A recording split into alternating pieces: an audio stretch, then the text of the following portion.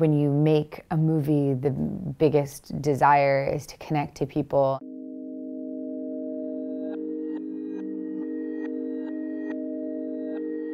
When they're emotionally connected, when they're moved, when they're curious about it, it's what you hope for. You hope for that communication with an audience.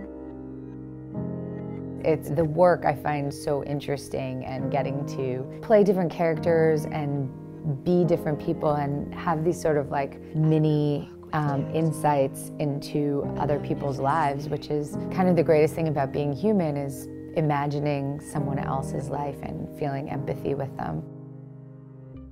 It's very similar to many people's experience of saying they hear their voice on like a message machine or something, and they're like, oh, I don't love watching myself. I'm too curious after the process of making a film not to watch it at all. I usually see it once and then never again.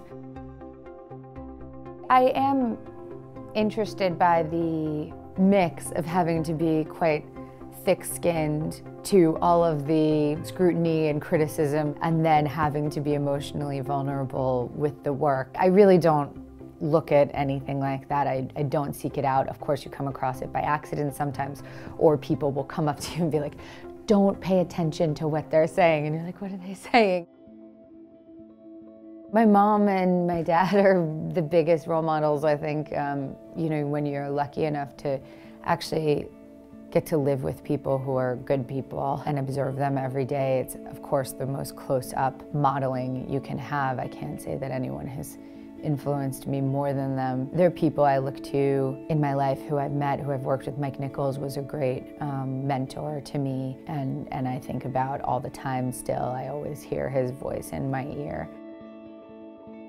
I think that when you're a mother, you don't really have the luxury of just like, I'm gonna be in character all the time, because like, my kid would not put up with that. He'd be like, stop doing that voice.